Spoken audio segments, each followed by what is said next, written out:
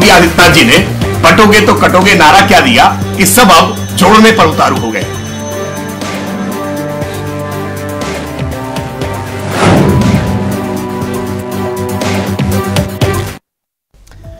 तो लड़ाई तो पोस्टर की थी, लेकिन बात डीएनए पर आ गई। आपको यूपी के मुख्यमंत्री योगी आदित्यनाथ का वो बयान याद होगा जिसमें उन्होंने कहा था कटोगे तो बटोगे। यह बयान आपको याद क्यों नहीं होगा? क्योंकि देश की सियासत में इस वक्त एक ही नारा सा गूंज रहा है, कटोगे तो बटोगे, एक रहोगे तो नेक रहोगे। योगी के इस बयान पर खूब सियासत हो रही है, कल भी हो रही थी, आज भी हो रही है, और जो हालात हैं वो बताते हैं कि आगे भी होगी, क्योंकि यह नारा बीजेपी अब पूरी तरह से बुनाने की मूड में आ चुकी है। क्योंकि देश के प्रधानमंत्री नरेंद्र मोदी ने कल भी गुजरात में इसी अंदाज में एक नारा दिया, एक रहोगे तो सेफ रहोगे, एक रहेंगे तो सेफ रहेंगे की चर्चा की। अखिलेश यादव की ओर से लगातार इस बयान का तोड़ भी खोजा जा रहा है, काट ढूंढी जा रही है, क्योंकि इस तरह के पोस्टर रोज भाजपाई चस्पा कर रहे हैं देश के अलग अलग कोनों में। फिर सत्ता का सत्ताधीश आया यह पोस्टर, अब एक नया पोस्टर आया जिस पे लिखा है जुड़ोगे तो जीतोगे, जुड़ोगे तो जीतोगे लिखा हुआ है उस पोस्टर पे। उधर महाराष्ट्र में एआईएम के मुसलमान को एकजुट रहने की दुहाई दे रहे हैं। इस बीच यूपी के मुख्यमंत्री योगी ने बात आगे बढ़ा दी और बिना नाम लिए विपक्ष में रावण और दुर्योधन का डीएनए बता दिया। यानी बात पोस्टर से शुरू हुई और डीएनए पर आ गई। दरअसल इसके पीछे की वजह यह सपा का पीडीए फॉर्मूला है जो हम आपको दिखा रहे हैं। सपा के इस पीडीए फॉर्मूले में पिछड़ा, दलित, अल्पसंख्यक सबको संजोने की कोशिश की गई। ए वाला फॉर्मूला यानी कि अल्पसंख्यक वाला फॉर्मूला, और बीजेपी का ए वाला फॉर्मूला जो है वो अगड़ा फॉर्मूला है। ये देखिए, 5 पिछड़े, दलित 1 और 3 अगड़े।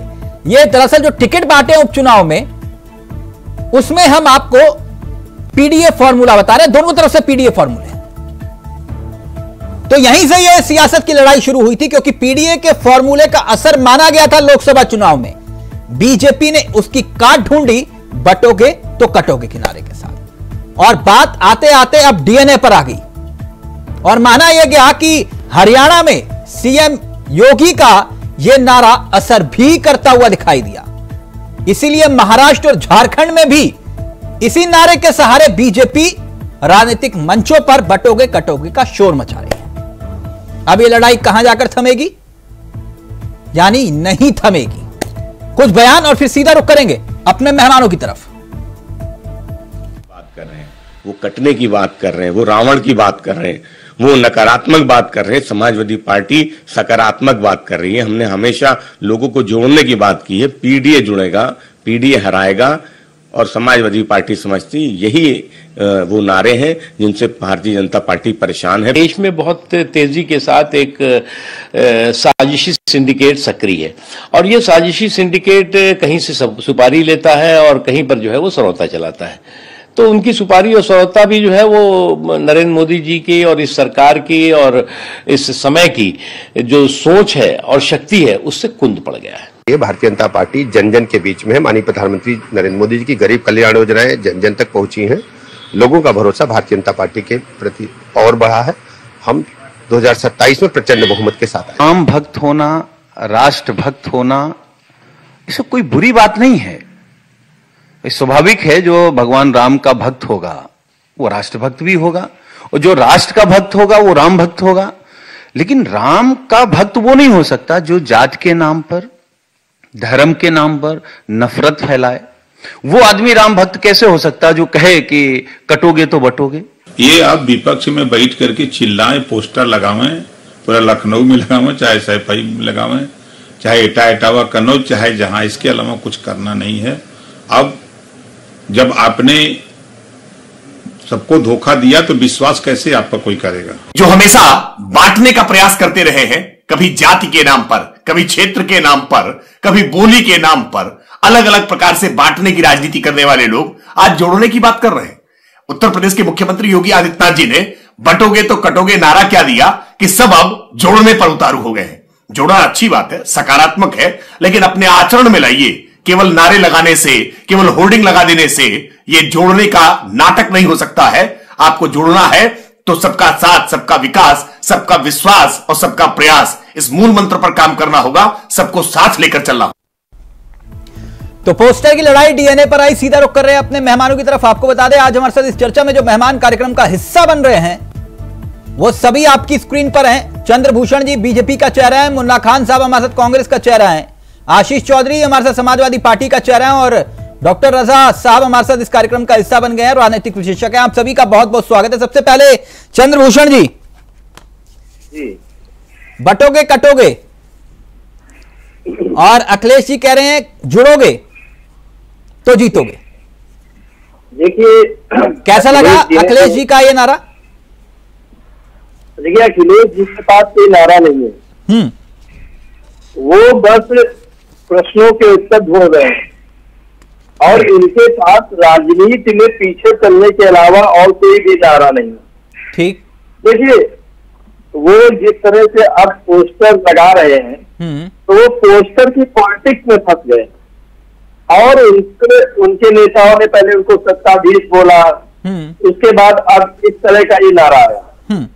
तो ये नारों से उनको ये समझ में आ गया है कि यानी आप ये कह रहे हो आपके बुने हुए जाल में ये फंस गए? हाँ, अच्छा, ये जो है अपने जाल में फंस चुके हैं। नहीं, जाल तो आपने बुना ना, ये फंस गए उसमें। नहीं, समझिए ना, अभी ये समझ नहीं पा रहे हैं कि इसका काट क्या ढूंढी जाए। हाँ। ये जो निशाना लगा है एकदम सटीक लगा और इनको समझ में नहीं आ रहा है कि ये कौन सी बौद्धिक शक्ति लगाए, हाँ। क्या बोले, कौन सा। कल देखिएगा, एक दो दिन बाद एक और नया पोस्टर आ जाएगा, ठीक, तो उसमें ये पीडीए का ये समझाएंगे, उसमें ये कितने लोग हैं, अल्पसंख्यक है, आदि आबादी है और कौन कौन से लोग आएंगे। तो इनको जैसे उन्होंने पिछले विधानसभा चुनाव में पीडीए को समझाते समझाते समाजवादी पार्टी भूल गए। अरे मैं कहता हूं कि आपको समाजवादी पार्टी ही समझानी चाहिए लोगों को, या तो पार्टी का नाम। नहीं, चंद्रभूषण जी, ये नारा तो आपने दिया ना, तो ये फंसे तो ये लोग कि नहीं? देखिए, इन्हीं को फंसाने के लिए तो नारा दिया था ना आपने। नहीं, हम फिर वही बात, हम इनको फंसाने के लिए क्यों देंगे? हम तो जनता से बात कर रहे हैं और जनता जिस चीज को समझ रही है, तो ये खुद अपने आप समझ नहीं पा रहे कि इनको क्या करना चाहिए। अच्छा, तो इसीलिए आपने ये नारा दिया बटोगे कटोगे। मैं इस नारे पर आऊंगा, लेकिन एक सेकंड। आशीष चौधरी जी ये कह रहे हैं हमने तो एक नारा दिया, ये तो रोज नए नारे निकाल रहे हैं। योगी जी से इतनी मोहब्बत कि एक नारा उन्होंने दिया, आप उन्हीं को ही फॉलो कर रहे हैं। जुड़ोगे कटोगे बटोगे, ये मसला ये चल क्या रहा है भाई? भारतीय जनता पार्टी पूरी तरीके से डरी हुई है। पीडीए जो सफल होते हुए नजर आ रही 9 की 9 सीटों पर समाजवादी पार्टी जीतने जा रही है, इससे भारतीय जनता पार्टी पूरी तरह से बौखलाई हुई है। जहां तक नारों के सवाल हैं, हिंदू मुस्लिम करने का सवाल कौन करता है, धर्मवाद की लड़ाई कौन करता है? नहीं, मैं वोट जिहाद की बात नहीं कर रहा हूं। जिन्होंने वोट जिहाद कहा था वो एक अलग विषय है, अभी उसको मत लेकर आइए वोट जिहाद को।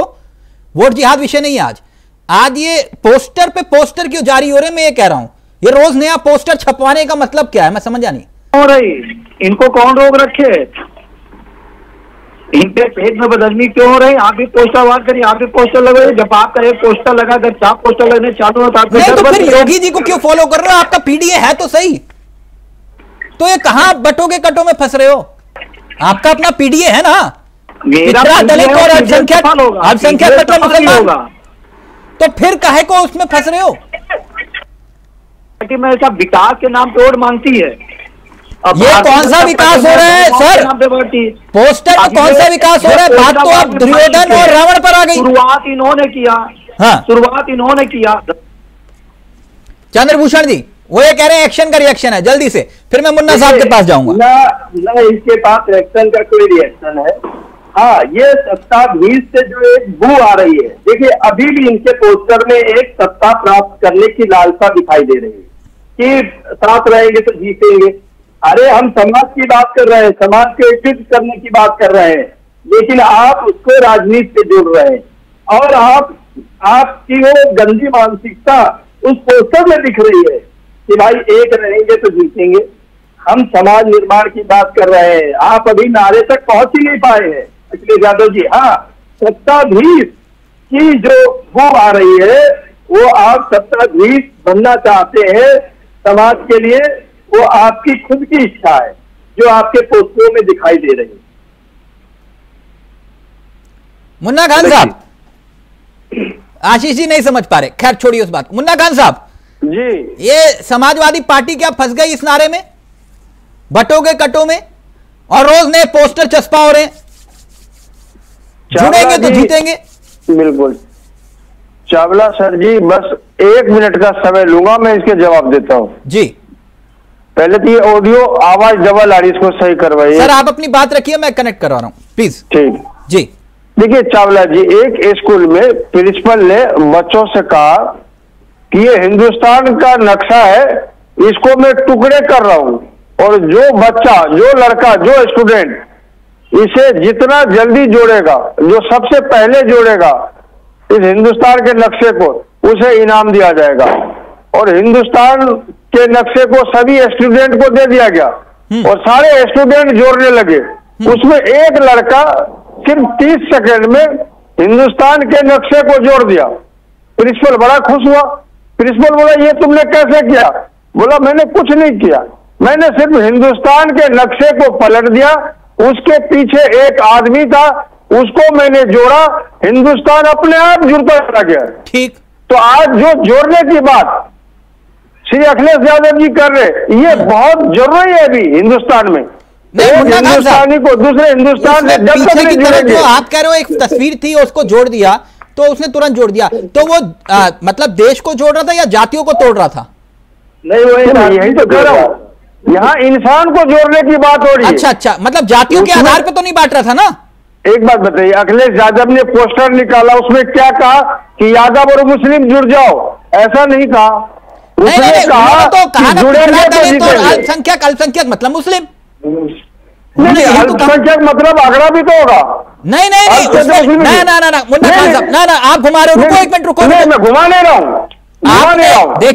देखिए मुन्ना खान साहब, उसमें बकायदा उन्होंने पीडीए की जो अपनी परिभाषा लिखी है, ए का मतलब अल्पसंख्यक लिखा हुआ है, आगे मुस्लिम लिखा हुआ है उस पे।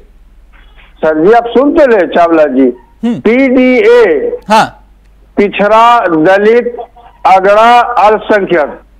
मुन्ना खान साहब, मुझे मालूम है ये परिभाषा कैसे गढ़ते हो आप, हर चौराहे पर परिभाषा बदल देते हो कि मैं इतना कह रहा हूं आपसे, मैं ये कह रहा हूं कि आप ये कह रहे हो कि धर्म के आधार पे बांट रहे हैं, आप भी तो जाति के आधार पे बांट रहे हो। कभी किसी भी दल ने, इंडिया अलायंस के किसी भी दल ने नहीं कहा कि जाति के आधार पे बट जाओ। हाँ, ये आवाज जरूर उठ रही है कि जिस तरीके से आज जिसकी जितनी हिस्सेदारी उतनी भागीदारी होनी चाहिए।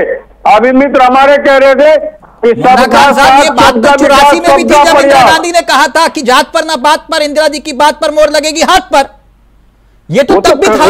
वो तो कार्यकर्ताओं के जोश है। जिस तरीके से 2014 में कह रहे थे हर हर मोदी, घर घर मोदी, हाँ, तो ये कार्यकर्ता का जोश होता है, इसमें आप न जाइए। नहीं, एक मिनट मुन्ना खान साहब, आप क्योंकि बहुत विद्वान प्रवक्ता, मैं इसलिए बात कर रहा हूं। इतना बड़ा दुस्साहस किसी ने नहीं किया होगा जो आप कह रहे हो, घर घर मोदी, हर हर मोदी, वो वाली, इससे बड़ा दुस्साहस किसी ने नहीं किया होगा जब मंच पर पार्टी के एक अध्यक्ष ने यह कहा हो कि Indira is India, Indira is India. मैं कह रहा हूं इससे बड़ा तो दुस्साहस कभी किसी ने नहीं किया होगा। चावला भारत को ही इंदिरा बना दिया, इंदिरा कोई भारत बना दे। कोई व्यक्ति कोई भारत हो सकता है क्या? नहीं हो सकता। आपने तो एक व्यक्ति को ही भारत बना दिया। अच्छा चावला जी, भारतीय जनता पार्टी के पूर्व प्रधानमंत्री, पूर्व अध्यक्ष और वरिष्ठ नेता और संयोजक श्री अटल बिहारी वाजपेयी ने भी इंदिरा जी को दुर्गा कहा था। सर उस पर बात महाराज, अब देखिए मुन्ना खान साहब आप बात पलट गए। खैर उस पर बात चंद्रभूषण जी करना चाह रहे हैं, बोलिए चंद्रभूषण जी, फिर मैं रजा साहब को पूरा वक्त दूंगा। उस पर बात होनी चाहिए। 1947 से जो देश को बांटने, अरे दादा आदम के ट्रेन मत जाओ, मुन्ना खान जी ट्रेन में ये बताओ सबका सबका विकास हुआ क्या? 2 करोड़ नौकरियां मिली क्या? 1947 की क्या? और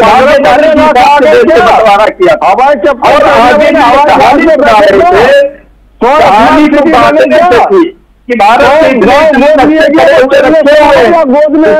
किया जाएगा। अखिलेश यादव है जो इस देश को टुकड़े टुकड़े, राहुल गांधी है, देखो इनके पास ना इनके नेता की विचारधारा है। हाँ, जो विचारधारा लेकर चल रहे हैं 1947 में वो बांग्लादेश काटा गया, तो और अभी जो घटनाएं हुई, अरे बांग्लादेश 47 में नहीं काटा गया, की बात है, वो वही चीज है। लोगों को हमने 47 में भी अंग्रेज को भगाया, 71 में पाकिस्तान के अंग्रेज को नहीं भगाया, देश के टुकड़े 47 करते थे दलालो। मुन्ना खान जी आप इस देश में दलाली करते थे, जब देश के जवान मौजूदा राजनीति पे रही है। 1 मिनट एक मिनट रजा साहब को लीजिए अभी। ना 1 मिनट रुकिए, अभी रजा साहब रहेंगे, सिर्फ 1 मिनट। रजा साहब, जो नारा गढ़ा जैसे कि अखिलेश यादव जी की जुबानी कि लैब कहीं और था, नारा वहां पे तैयार हुआ और बुलवाया गया सूबे के मुख्यमंत्री से, यानी कि सीएम योगी आदित्यनाथ से, जो बात अखिलेश यादव के, अगर उन्हीं की बात मान ले तो उसी नारे के इर्द गिर्द तो पूरे देश की सियासत घूम रही है। तो क्या विपक्ष वाकई में इस नारे के तोड़ में गुम हो गया है उन असल मुद्दों की तरफ, जिस मुद्दों पर कहीं ना कहीं विपक्ष को प्रहार करना चाहिए था? देखिए, ऐसा है कि पार्टियां और राजनीतिक व्यक्ति नारों को बड़े अच्छे तरीके से सही और हर चुनाव में नारे रजा सर, अगर फोन प्लीज पास लेकर आ पाए, आपका ऑडियो परफेक्ट आएगा। अच्छा, हेलो, आवाज आ रही है? जी सर, बोलिए सर। आवाज आ रही है? बिल्कुल परफेक्ट आ रही है सर, अब आप अपनी बात रखिए। आवाज आ रही है? जी सर, प्लीज अपनी बात रखिए सर, अब आपकी आवाज आ रही है। आवाज आ रही है? हाँ सर, आप अपनी बात रखिए, आपकी आवाज आ रही है, प्लीज बोलिए। अच्छा, देखिए, ऐसा है कि हर राजनीतिक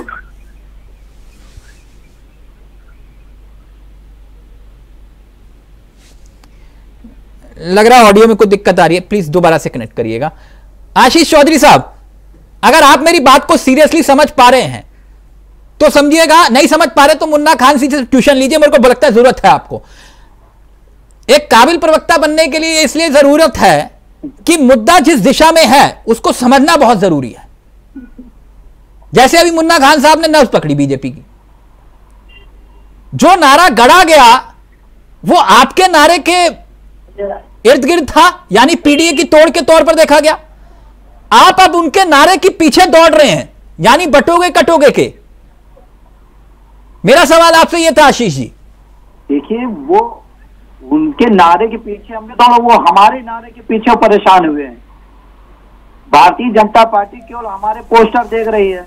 एक पोस्टर लगाने पर जब कई पोस्टर भारतीय जनता पार्टी की फड़फड़ाने लगी, जैसे पोस्टर को किसी पीछे ना फड़ करने लगता, वैसे भारतीय जनता पार्टी समय पूरी तरह के तोते की तरह हो चुकी है। क्योंकि समाजवादी पार्टी यहाँ उपचुनाव जीतने जा रही पूरी जगह 9 के 9 सीटों पे, इसलिए पूरी तरीके से फड़फड़ा रही है। माननीय आदरणीय, रोज पोस्टर आप छपवा रहे हो, उनका तो एक ही पोस्टर चिपक रहा है जगह। अभी आप कह रहे हो परेशान हो रहे हैं। आशीष जी का ऑडियो प्लीज, विधानसभा में रजा साहब, आप और ऑडियो आ रहा है? आ रही आशीष जी, मैंने कहा कि पोस्टर आप चिपका रहे हो सर, रोज चिपका रहे हो पोस्टर, और फिर आप कह रहे हो परेशान हुए। पोस्टर चिपका कौन है? सवाल यह है, समाजवादी पार्टी जीत रही है। जो पोस्टर पे आप पोस्टर पे नहीं जाए, पोस्टर में जो समाजवादी पार्टी जीत रही है, इस पर जाए। पोस्टर चिपक है, लगेंगे, हटेंगे। खान साहब, ऐसे सहयोगी मुबारक हो आपको। कह रहे हैं कि पोस्टर चिपका के हम जीत रहे हैं, पोस्टर वॉर जीत रहे हैं। मतलब गजब की सियासत कर रहे हैं। कह रहे हैं कि पोस्टर चिपका लिए इसलिए हम पोस्टर वॉर जीत रहे हैं। मतलब मुद्दों पे बात ही नहीं हो रही, मुद्दों पे बात होनी चाहिए। वो कह रहे पोस्टर वॉर चल रहा है इसलिए हम जीत रहे हैं।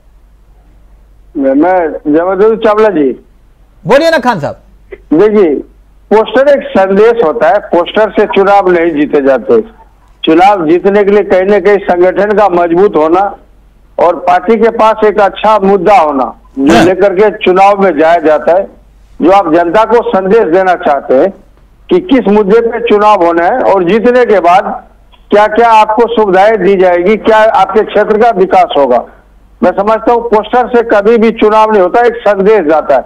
जिस तरीके से भारतीय जनता पार्टी ने अपनी मानसिकता को दर्शाते हुए एक संदेश दिया है कि जो हमारी विचारधारा है वो कायम रहनी चाहिए, क्योंकि हमारी विचारधारा 2002 से लगातार कटेंगे तो बटेंगे का नारा चल रहा है। जो गुजरात मॉडल है वही कहीं ना कहीं उत्तर प्रदेश में लादना चाहते हैं, तो ये वो संदेश देना चाहते हैं। तो हमें उनके पोस्टर के साथ जाने की जरूरत नहीं है। मुन्ना खान साहब एक बात बताइए, जो वोट जिहाद की बात करते हैं वो जायज करते हैं? नहीं, जिहाद की बात गलत है। मैं बार बार नहीं, जिहाद तो एक अलग विषय है। वोट जिहाद की बात कर रहा हूं मैं, वोट जिहाद। नहीं, वोट जिहाद का कोई मतलब नहीं है। तो फिर वो जो दूसरी तरफ वोट जिहाद की बात हो रही है तो फिर उसका भी तो आलोचना करिए ना आप। नहीं सर, अगर सपा का नेता ये कहे कि ये वोट जिहाद कर दो।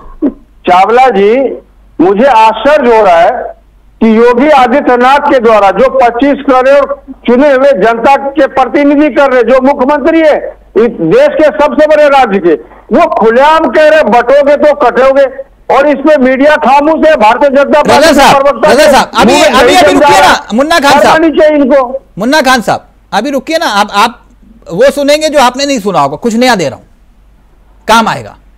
और आशीष भाई सुन लेना, आगे डिबेट में काम आएगा। रजा साहब जुड़े कि नहीं? तिलक जी, रजा साहब नहीं जुड़े। एक मिनट, एक चंद्रभूषण जी, अब थोड़ा विषय हट जाता है यहां से। मैं तो अलग नजरिए से इस पूरे नारे को देख और समझ रहा हूं जो आप समझाना चाह रहे हैं, और उस विषय पर पूरे देश को भी गौर फरमाना चाहिए। आपने नारा दिया बटेंगे तो कटेंगे, ठीक, देश को बड़ा गौर से सुनना चाहिए। बटेंगे तो कटेंगे आपने नारा दिया। आज देश की जनता को एक बात बताइए, आपने कहा हम धर्म के आधार पर इस नारे को नहीं दे रहे। भारत और भारतीयता, भारत क्या है चंद्रभूषण जी? भारत क्या है? राष्ट्रवाद की बात आप करते हैं, राष्ट्रहित की बात आप करते हैं, और भारत की बात आप करते हैं। ठीक बात। भारत क्या है? देखिए तिलक जी, भारत एक आत्मा है, एक संस्कृति। मैंने उस दिन भी एक दिन आपको बताया था, भारत की एक आत्मा है और एक संस्कृति है। भारत एक संस्कृति है। एक मिनट अभी रुकिए ना। मैं तो बटेंगे कटेंगे नारे का मतलब समझना चाह रहा हूं आपको, ताकि देश। अभी रुकिए सर, रुकिए। आपने बहुत अच्छी बात कही। आपने क्योंकि यह जिक्र किया था राष्ट्र से बढ़कर कुछ नहीं, है ना जी? यही बात थी मुन्ना खान साहब, आशीष चौधरी जी, राष्ट्र से बढ़कर कुछ नहीं। तो अब मेरे को एक बात बताइए, यानी भारत सबसे बड़ा, चंद्रभूषण जी, भारत सबसे बड़ा। आप इतना सोच क्यों रहे हैं? बिल्कुल भारत सबसे बड़ा है ना? तो हिंदू भी भारतीय हुआ, ठीक बात है, और मुसलमान भी भारतीय हुआ, ठीक बात। यहाँ के नागरिक जो है सभी भारतीय है ना? तो फिर इसे हिंदू और मुसलमान में क्यों बांट रहे हो? बटोगे कटोगे। जब हिंदू भी भारतीय है और मुसलमान भी भारतीय है तो फिर बांट क्यों रहे हो सर? हम तो ना हिंदू की बात कर रहे हैं ना मुसलमान की बात कर रहे हैं। तो फिर किसको बांट रहे हो? बता दो, बटोगे कटोगे। कटेंगे तो कटेंगे। आप देखिए चंद्रभूषण जी, आप घुमा, अगर हिंदू भी भारतीय है और मुसलमान भी भारतीय है, दोनों भारतीय हैं, तो फिर बट कौन रहा है और कट कौन रहा है? मैं आप सुनिए ना तिलक जी, आपने इतनी राष्ट्रवाद और नेशनलिज्म की बात कही है कि बंगाल में क्या हो रहा है, बांग्लादेश में क्या हो रहा है, पाकिस्तान में क्या हुआ? ये सब भारत के ही हिस्से थे ना। नहीं, मैं आपसे सिर्फ एक आप घुमा रहे हो, आप पाकिस्तान बांग्लादेश मत जाओ। मैं तो आपसे कह रहा हूं कि यहाँ का हिंदू भी भारतीय है, मुसलमान भी भारतीय है, तो बट कौन रहा है और कट कौन रहा है? पाकिस्तान में हिंदू भी था और मुसलमान भी था। सर ये कौन सा राष्ट्रवाद हुआ कि आप भारतीयों को ही बांट रहे हो? ये तो भारतीय है ना, हिंदू भी भारतीय है, मुसलमान भी भारतीय है, तो भारतीयों को क्यों बांट रहे हो?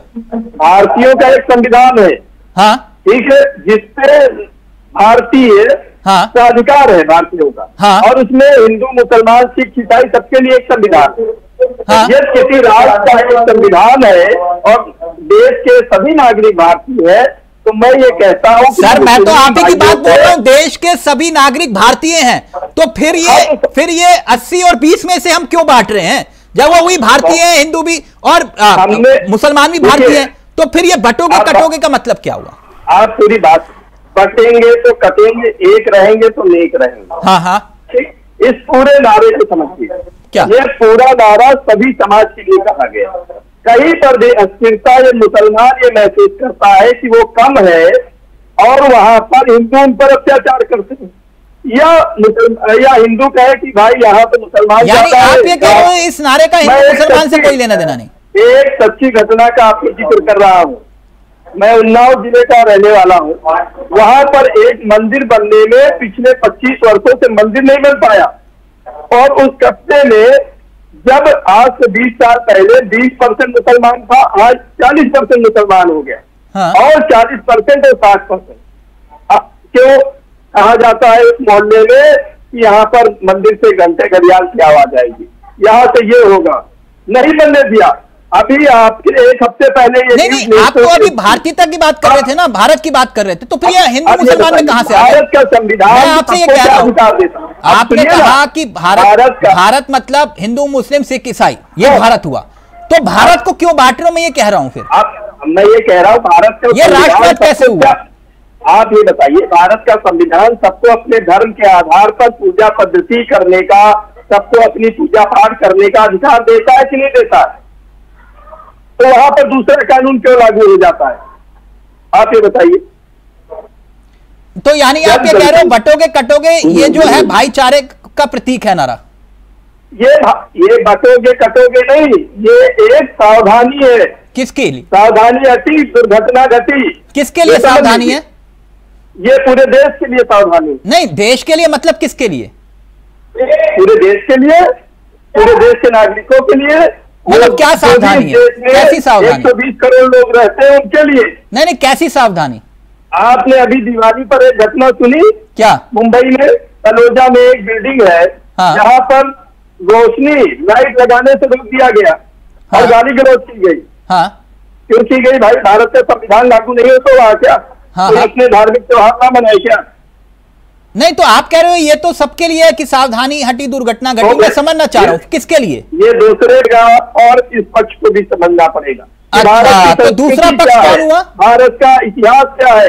भारत का संविधान क्या कहता है? कौन हुआ? कानून आप जो समझ रहे, जो समझूंगा, जो आप समझा रहे हैं समझ जाऊंगा।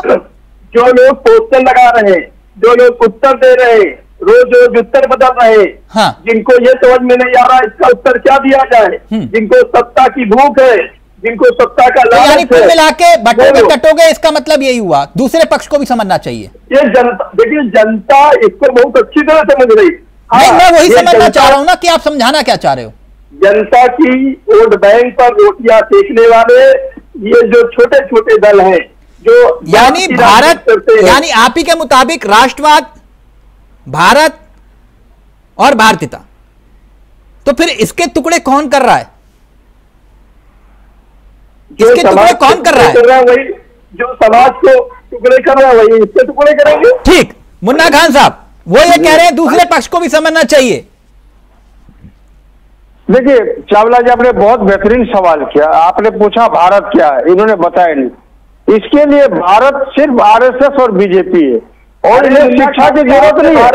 इनकी यूनिवर्सिटी नागपुर है और इन्हें पैसों की भी जरूरत नहीं है, क्योंकि चंदा चोरी करने का काम इनका पूरा जोड़ उठा रहा है, और जमीन की भी जरूरत नहीं है। सभी ने देखा अयोध्या में किस तरीके से राम जी के नाम पे इन्होंने दलाली की, तो इनको भारत से कुछ लेना देना नहीं है। इनकी विचारधाराएं अलग है, इनकी यूनिवर्सिटी अलग है, इनकी जो मुन्ना खान साहब आप समझाइए मुझे, एक मिनट आप समझाइए, एक मिनट पहले बात तो पूरी कर लूं। मुन्ना खान आप ही पास हूं, आप चंद्रभूषण जी को वक्त दिया, अब आपको वक्त दूंगा पूरा। इस्लाम बड़ा या संविधान बड़ा? मैंने संविधान बड़ा है। संविधान बड़ा है। संविधान कभी भी आस्था से नहीं चल सकता, नहीं चल सकता। इस्लाम अलग है, संविधान अलग है। बिल्कुल सही कहा मुन्ना खान साहब। दूसरी बात कि आपने कहा बहुत अच्छी बात कि संविधान बड़ा, आस्था से संविधान नहीं चल सकता, तो फिर जो लव जिहाद के इतर वोट जिहाद को बीच में ले आते हैं, फिर उन्हें कैसे जायज ठहराया जाए? नहीं, उसे कभी जायज नहीं ठहरा सकते। जो वोट जिहाद की बात करता हो, जो लव जिहाद की बढ़ता हो, जो कटेंगे बटेंगे की बात करते हो, उसमें कभी नहीं जाते। हिंदुस्तान की विचारधारा एक है, हिंदू मुस्लिम सिख ईसाई आपस में सब भाई भाई। अगर जो भाई को काटने की बात करेंगे, जो भाई को बांटने की बात करेंगे, वो नहीं चलेगा। कोई तो बांट रहे हो आप तो हिंदुओं को ही बांट रहे हो। वो तो हिंदू मुसलमान में आपके मुताबिक बांट रहे हैं, आप तो हिंदुओं को ही बांट रहे हो। जब जातिगत जनगणना की बात करते हो तो फिर पीडीए का नारा लेकर आ जाते हो, और फिर जब जातियों की बात करते हो तो मुसलमान की जातियों की बात क्यों नहीं करते हो? देखिए, जिस तरीके से 1% लोग, जिस तरीके से भारतीय जनता पार्टी आज ब्राह्मणवाद में हो चुकी है, उसी का विरोध हो रहा है। आप दलित पे आप सवाल मैंने कहा मुसलमानों की जातियों की बात क्यों नहीं करते? कितनी जातियां हैं बताइए ना। सवाल ये है कि जिस तरीके से आज भारतीय जनता पार्टी ब्राह्मणवाद में घुस चुकी है और 1% लोगों के हाथ में सत्ता की चाबी है, विरोध इसी का हो रहा है कि जिसकी जितनी हिस्सेदारी उतनी भागीदारी होनी चाहिए। इसलिए जाति जनगणना आवश्यक जरूरी है और होनी भी चाहिए। लोगों को पता तो लगे कि किसकी कितनी हिस्सेदारी है और मुसलमानों की जातियों की बात क्यों नहीं करते? मेरा सवाल आपसे यह था, अगर आप जातिगत जनगणना कितनी वकालत करते हो तो फिर मुसलमानों की जातियों की बात क्यों नहीं करते? उसकी पैरवी क्यों नहीं करते हो आप? आवाज समझा, आपके सवाल समझे नहीं चावला जी। खान साहब क्यों आवाज चली गई? नहीं आ रही, आवाज आ रही है ना? आप तो सवाल से गोल नहीं करते हो। नहीं आप बताइए ना। सवाल तो यही था खान साहब कि आप अपने जातिगत जनगणना की वकालत करते हो लेकिन मुसलमानों की जातियों की पैरोकारी क्यों नहीं करते हो? बहुत अच्छा सवाल आपका, और हर सवाल का जवाब देने के लिए बैठा हूं।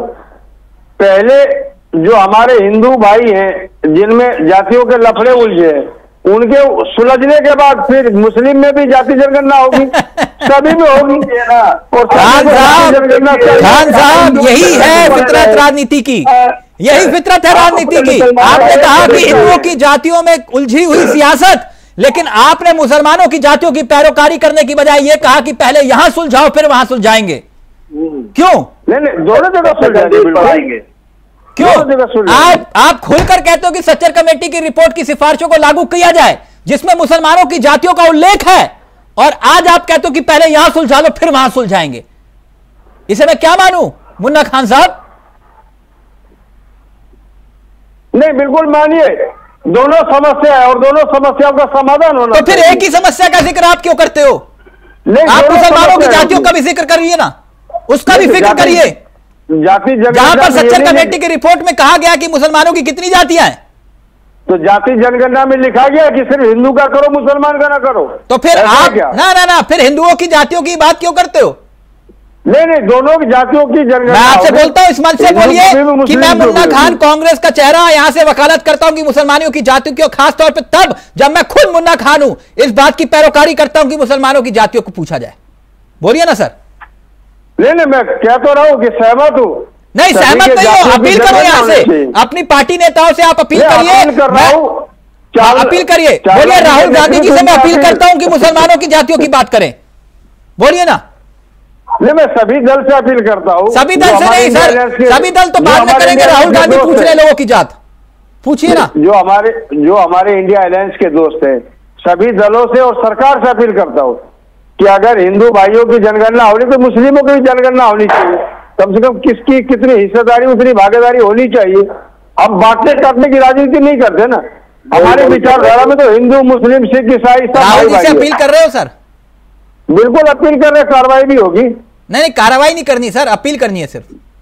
कार्रवाई करने में अभी है नहीं। मैं कह रहा हूं कि कांग्रेस पार्टी के विचारधारा में किसी एक जात समुदाय विशेष को लेकर के कोई बात नहीं।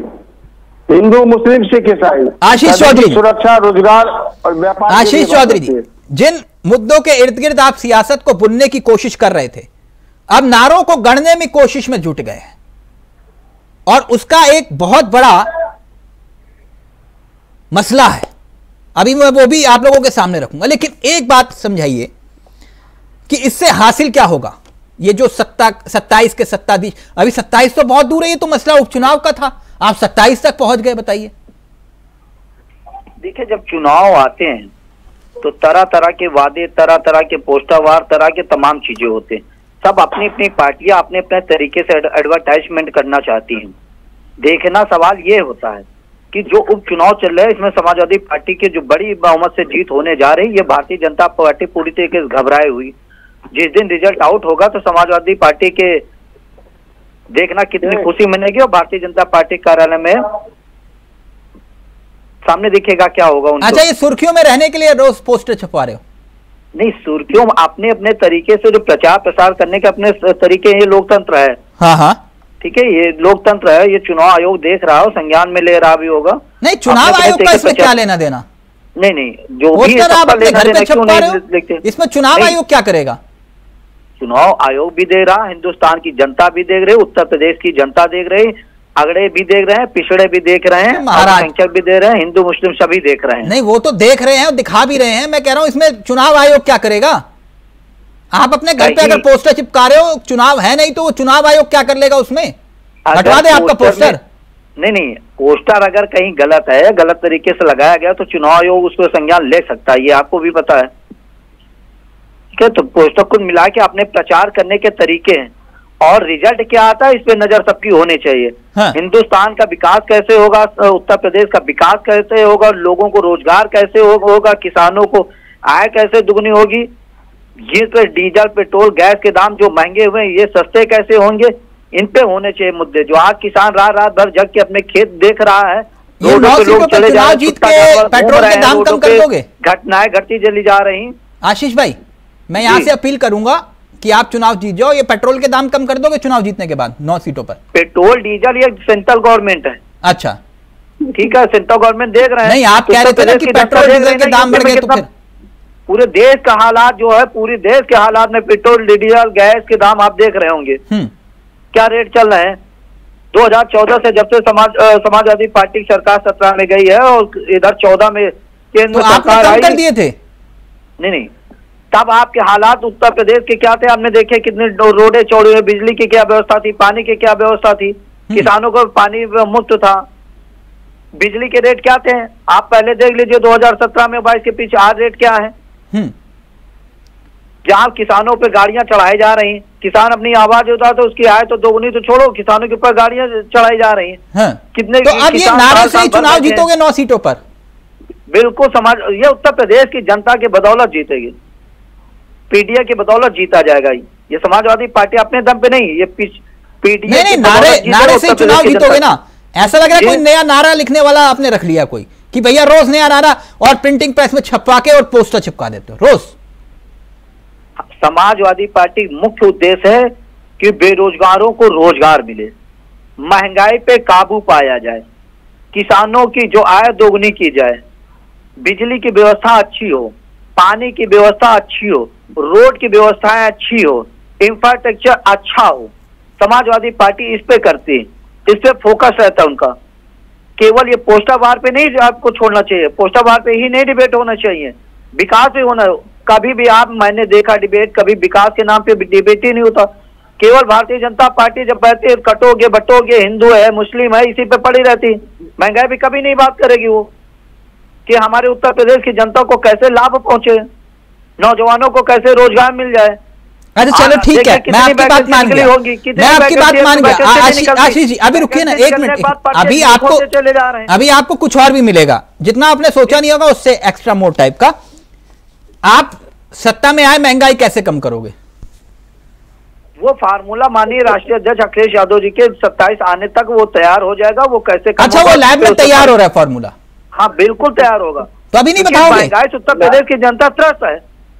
नारा तैयार हो रहा है तिलक जी, वो महंगाई का नारा जो है कम करने का नारा आएगा और लग जाएगा लखनऊ में, और वहीं से पूरे प्रदेश में कम हो जाएगी। कितने यूनिट बिजली थी 17 में, आज क्या यूनिट है रेट बिजली का आप देखे होंगे? नहरों का पानी मुफ्त था। चंद्रभूषण जी इस पे बात नहीं करेंगे? नहीं, इस पे करेंगे आशीष भाई, यहां तराजू सबके लिए बराबर है। आप जो है थोड़ा अभी जितना आपने किया नहीं होगा होमवर्क उससे ज्यादा भी रुकिए ना अभी आप। छुट्टा जानवर, आज सबसे बड़ी समस्या छुट्टा जानवर है। सबसे बड़ी समस्या तो संविधान खतरे में है। हाँ बिल्कुल संविधान खतरे में है। हाँ संविधान खतरे में, याद दिलाना पड़ता है आपको, संविधान खतरे में है। आप के निकले आप भी ये मुन्ना खान साहब बड़ी दिक्कत है, ये संविधान खतरे में रोज आ जाता है और फिर रोज जिंदा हो जाता है। हाईकोर्ट से दरवाजा खड़ा है, सरकार चली जा रही सुप्रीम कोर्ट में। एक मिनट, लोगों को रोजगार न देना पड़े। आशीष जी एक मिनट, एक असल मुद्दे उठाएंगे अभी, इसी मंच से उठाएंगे, रुक जाओ। सरकारी नौकरी कर रहे हैं उनके हालात ये हो गए। आशीष जी, चंद्रभूषण जी जुड़ जाए तो असल मुद्दे उठाएंगे आपके सामने, रुक जाओ एक मिनट। ये संविधान रोज खतरे में कैसे आ जाता है? मुन्ना खान साहब वो कह रहे कि गोलगप्पे नहीं खाने, मुझे टिक्की खानी आलू की, कह रहे संविधान खतरे में आ गया। देखिए ये रोज संविधान खतरे में डाल देते हैं। बिल्कुल जवाब देता हूं। संविधान खतरे की बात इसलिए होती है कि चुनाव की तारीखों का ऐलान उत्तर प्रदेश में हो गया और उत्तर प्रदेश के एक मिनट रजा साहब शायद ऑडियो पर आ गए हमारे साथ, वीडियो पर नहीं ऑडियो पर आ गए। रजा साहब ऑडियो आ रहा है मेरा? आप संविधान खतरे में? हाँ सुन रहा हूँ। रजा साहब मैं माफी चाहूंगा क्योंकि आपसे कनेक्ट नहीं हो पा रहा था। ये देश की सियासत जा कहां रही है? एक नारे के इर्द गिर्द पूरे देश की सियासत घूम रही है, बटोगे तो कटोगे। देखिए ऐसा है, जब अभी उत्तर प्रदेश में क्या पूरे देश में जब लोकसभा का चुनाव हुआ तो खासकर मैं उत्तर प्रदेश की बात करूंगा। अखिलेश ने एक नारा दिया था पीडीए, और वो संविधान बचाओ इस पर भी बात हुई, लेकिन पीडीए पर उन्होंने बहुत जोर दिया और उसका असर हमें लगता है कि भाई 37 सीट उनको मिल गई। तो योगी आदित्यनाथ जी ने भी सोचा कि भाई कोई ऐसा नारा दिया जाए, क्योंकि चुनाव के अंदर जो नारे आते हैं और नारे जब आम जनता उसको एक्सेप्ट करती है तो एक्सेप्ट करने के बाद वो कहीं ना कहीं ईवीएम में जाकर के बटन दबता है और फिर वो पार्टी और वो उसके जो है प्रत्याशी जीतते हैं। एक बार मायावती ने बहुत बड़ा नारा दिया था, चढ़ गुंडन की छाती पर और लगेगी हाथी पर। तो ये तो नारा है, ये नारा ऐसा अपीलिंग नारा हुआ कि भाई जो है वो सरकार आ गई। अब इन्होंने बटोगे तो कटोगे जो नारा दिया, इसको हर इंसान कैसे लेता है ये देखने की बात है। अगर आप यही देखिए कि जो है 1947 में अगर बापूजी जिंदा होते तो आज उनके आंख में आंसू आ जाता कि 1947 के अंदर जब देश बटा तो आपने देखा क्या हुआ। देश बटने के बाद कैसा हुआ, क्योंकि आजादी की जो लड़ाई लड़ी गई थी वो देश के बंटवारे के लिए नहीं लड़ी गई थी, वो लड़ी गई थी कि अंग्रेजों भारत छोड़ो। लेकिन उसके भारत छोड़ने के बाद आजादी मिल गई, तो आजादी मिलने के बाद बटा, तो बटने के बाद हालात कैसे हुए, इधर ट्रेन से आए उधर ट्रेन से गए, क्या हुआ क्या नहीं हुआ, लोग कटे उसमें। तो ये नारा बहुत ही अच्छे तरीके से नारा दिया गया। ये नारे को हर आदमी कैसे लेता है ये देखना है। ये बात बड़ी इस नारे को लेकर सामने वाला क्या सोच रहा है उसके विवेक के ऊपर। अब जब मैं छोटा था तो मैंने एक किताब में पढ़ा था, किताब 1 लकड़ियां जो है वो 11 लकड़ी थी, अलग अलग सबको दे देगी हाथ में, तो चट सबने तोड़ दिया। वही 11 लकड़ी जब गट्ठर में दी गई तो कोई उसको तोड़ ही नहीं पाया। तो कहने का मकसद है कि अगर तुम एकजाई रहोगे, एक साथ रहोगे, क्योंकि ये हमारा देश जो है, ये हिंदुस्तान, समझिए हिंदुस्तान की जन्नत जो है कश्मीर है और दुनिया की जन्नत जो है हिंदुस्तान है। ये मतलब दंगों से मुक्त हो, जाति छुआछूत से मुक्त हो, नारी शोषण अत्याचार से मुक्त हो, प्रदूषण से मुक्त हो, जो गरीब है, दुखी, पीड़ित, असहाय, निर्बल, उसका शोषण न हो, ममता की चादर डालकर लोग आगे उनको ले जाने की कोशिश करें, न काउ लिंचिंग हो, न आदमी की लिंचिंग हो। लेकिन सर ये सियासत में होता कहाँ है बने, और सियासत होने कहाँ देती है? ना तो मुन्ना खान साहब होने देंगे, ना चंद्रभूषण जी होने देंगे। खैर एक बात बहुत अच्छी उठाई आशीष जी ने। आशीष जी यहां तराजू सबके लिए बराबर है, इतना समझ गए होगे? अभी तक नहीं समझे तो आगे समझ जाओगे, रुक जाओ। चंद्रभूषण जी बटोगे कटोगे पे तो सब चर्चा कर रहे हैं, बटोगे तो कटोगे पे सब चर्चा कर रहे हैं, लेकिन दिवाली पर आपने महंगाई बम फोड़ दिया सर, है महंगाई गिफ्ट टाइप का, इस पर कोई चर्चा नहीं कर रहा। दीपावली पर कमर्शियल सिलेंडर, एक मिनट रुक जाइए ना, दर्शकों को बता तो दें, जिस सिलेंडर को लेकर आप 2014 से पहले हैं सर पर उठाकर घूमते थे और 2024 में कोई बात तक नहीं करता, महंगाई डायन खा जात है, अब कोई महंगाई डार्लिंग बन गई है। ये सिलेंडर 64, ये माफ करिएगा 62 रुपए महंगा हो गया कमर्शियल सिलेंडर, 62 रुपए, मालूम चला किसी को? ठीक दीपावली के बाद महंगाई का बम फूट गया, 62 रुपए सिलेंडर महंगा हो गया कमर्शियल, किसी को मालूम ही नहीं चला। एक तरफ नारा गूंज रहा है बटोगे कटोगे, यहां पर सिलेंडर महंगा और देश में चर्चा तक नहीं। नहीं चंद्रभूषण जी, आपको मालूम चला?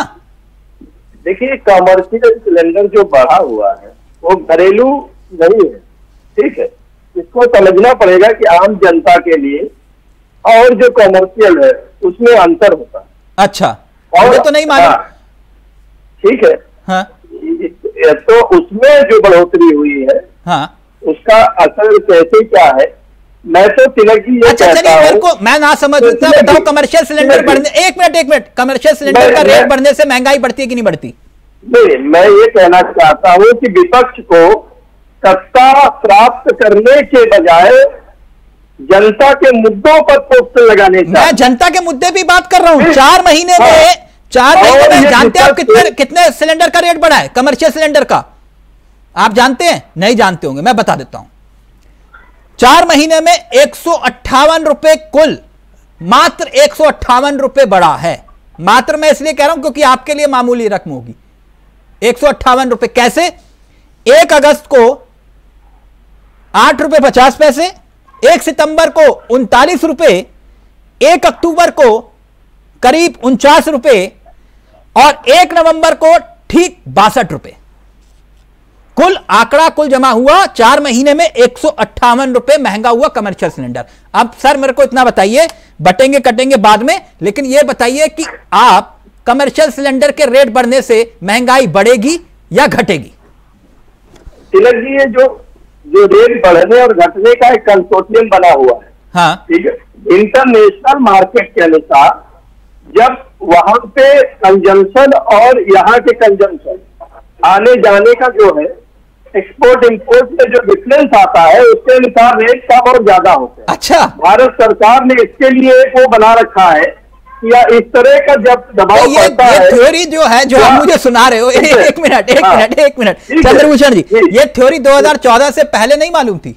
नहीं, पहले थी नहीं। अच्छा, पहले 2014 के पहले इस तरह की कोई थ्योरी नहीं थी। अच्छा, हमारी सरकार ने इस रेट को उसको करने के लिए एक इस तरह की थ्योरी बना रखी है, आप रिसर्च करके देख लीजिएगा। नहीं, आप बता रहे हो तो मैं मान गया कि ये जो गैस सिलेंडर जो है बाहर का रेट अप डाउन होने से होता है, और पेट्रोलियम, जितने भी पेट्रोलियम प्रोडक्ट है उनपे इस तरह का एक बनाया गया है सर्कुलर, ये इस तरह से कुल मिलाकर ये महंगाई नहीं है, और अभी ये कम भी होगा, समझिए। अभी यदि ये दबाव की वजह से कुछ बढ़ा है, किसके दबाव तो ये आगे कम होगा। आप इंटरनेशनल जो जहां से हम लोग अपना आयात करते हैं, कहां से? वहां अरब कंट्रीज हो गई या जो भी हमारे ये कंट्रीज हो जहां से हम लोग दबाव है आपके ऊपर, इसलिए सिलेंडर महंगा हो गया। नहीं, दबाव आप ये देखिए कहाँ युद्ध चल रहा है, पूरा जो है कहाँ क्या डिस्टर्बेंस है। नहीं, इसमें तो हिंदू का चूल्हा भी जलेगा ना सर, मेरी बात नहीं समझ रहे, हिंदू का चूल्हा भी जलेगा, गरीब का भी जलेगा। आपको क्या कर ये बढ़ाने, मुस्लिम का चूल्हा ना जले, ईसाई का चूल्हा ना जले, इसलिए बढ़ा दिया गया क्या? नहीं, तो हिंदुओं का सबसे बड़ा त्योहार था, हाँ, और इस पर हम क्यों बढ़ा रहे होंगे भाई? क्यों बढ़ाएंगे? मैं वही तो पूछ रहा हूँ, क्यों बढ़ा? मुसलमान का चूल्हा ना जले, हिंदू का चूल्हा ना जले। अच्छा, ये आप कह रहे हो कि भाई यही बटेंगे कटेंगे वाला सबसे बड़ा मुद्दा है, लेकिन इससे साथ जुड़ा हो, चलिए ठीक है, आपने कहा कि महंगाई कोई दिक्कत नहीं, आज कंट्रोल में है और महंगाई डायन नहीं अब डार्लिंग बन गई है। तो एक और सवाल मेरा आपसे था कि इसी दीपावली पर एक और तस्वीर सामने आई, उस पर भी किसी ने चर्चा नहीं की, बटेंगे कटेंगे सब चर्चा कर रहे हैं, काम आएगी वो आशीष जी आपके, गौर करिएगा। 59,000 शिक्षक भर्ती में नियुक्ति की मांग को लेकर यह देख रहे हैं आप तस्वीरें। आरक्षित वर्ग के अभ्यर्थी आंदोलन कर रहे हैं। दिवाली मना रहा है। ये बृहस्पतिवार की तस्वीरें आपके सामने दीपावली के मौके की। प्रदेश में पिछले इको गार्डन धरना स्थल है जहां पर रंगोली बनाकर दीप जलाकर दीपावली मनाई जा रही है। प्लीज चंद्रभूषण जी स्क्रीन पर। चंद्रभूषण जी, सब बटोगे कटोगे में लगे हुए हो। ये बेचारे 4 साल से धरने पर बैठे हुए हैं इको गार्डन में। वहीं दीपावली, वहीं होली, वहीं दशहरा, सब कुछ वहीं। कोई सुनता नहीं सर। मालूम नहीं कौन बटा कौन कटा। क्या करें इनका सर? इस तरह की न्याय की मांग कर रहे हैं पिछले 4 साल से। और इस तरह की न्याय की मांग करने के लिए हमारे पास एक सरकार, हाँ। हमारे पास राज्यपाल है, हाँ। हमारे पास राष्ट्रपति है, हमारे पास प्रधानमंत्री है। पिछले 4 साल से इसी इको गार्डन में होली, दीपावली, रक्षाबंधन, मकर संक्रांति सब कुछ बना रहे हैं सर। आप जब से हमारी सरकार बनी है, कोई भी आंदोलन हो, आप ये बताइए कोई भी आंदोलन हो जिसका समाधान हमारी सरकार ने ना किया। और अब ये 4 साल से जो धरने पर है इनका क्या करें? 4 साल से इस पे न्यायालय का क्या रुख है? न्यायालय क्या किया? तो ये ना ये देश के मुद्दे हैं कि नहीं है? मैं क्या कह रहा हूँ, इस पर चर्चा होनी चाहिए कि नहीं होनी चाहिए? इन पे चर्चा होनी चाहिए, इनका समाधान होना चाहिए। बिल्कुल समाधान होना चाहिए, जल्द से जल्द समाधान होना चाहिए।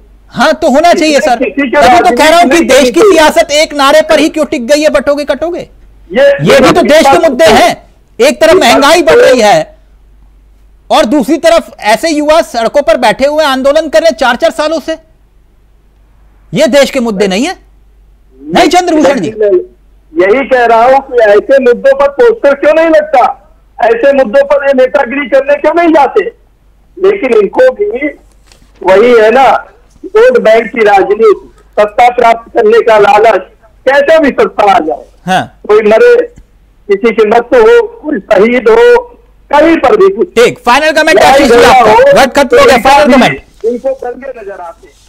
मैं भारतीय जनता पार्टी से एक अनुरोध जोर करना चाहूंगा, अगर उनकी आंख में आंसू हैं तो उत्तर प्रदेश के जो गरीबी के हालात हैं उसको कैसे दूर किया जाए, इस पे वो बात करें और उस पे वो वर्क करें। महंगाई जो इतनी बढ़ती चली जा रही है उस पे कोई वर्क करे, महंगाई पे कंट्रोल करे। और जो 4 साल से मेरी एक सलाह है इनको न्याय। आशीष जी मेरी एक सलाह है, जो वो पोस्टर चिपका रहे हो रोज रोज ना, आशीष जी रुक जाओ 1 मिनट। जो रोज रोज पोस्टर चिपका रहे हो अपने कार्यालय के बाहर, एक पोस्टर इन बच्चों के लिए भी छपवा दो जो दिखाया मैंने आपको। अगर इतनी ज्यादा पीड़ा है से पहले तो एक बार चले जाओ। पहले मैंने ये डिबेट पे बोला है और एक बार जाकर जो है मुलाकात करके चक्कर काट है, हाई कोर्ट से जीत गया, सुप्रीम कोर्ट। ये सियासत सिर्फ पोस्टरबाजी से नहीं होती है। पोस्टरबाजी से ये पोस्टर जो लगवाऊंगा, ये नोट पोस्टरबाजी से मुलायम सिंह यादव नहीं बने पोस्टर से। मुलायम सिंह यादव अपने परिश्रम से मुलायम सिंह यादव बने। जो टीचर की भर्ती पे इस पे पोस्टर जो लालू प्रसाद यादव जो है अपने परिश्रम से लालू बने। धन्यवाद।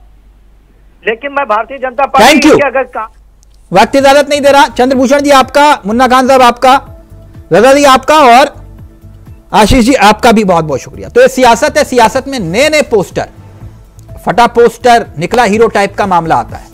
आप देखिए बात, पोस्टर फटा तो डीएनए आ गया। नमस्कार, जय हिंद, जय भारत। योगी आदित्यनाथ जी ने बटोगे तो कटोगे नारा क्या दिया कि सब अब जोड़ने पर उतारू हो गए।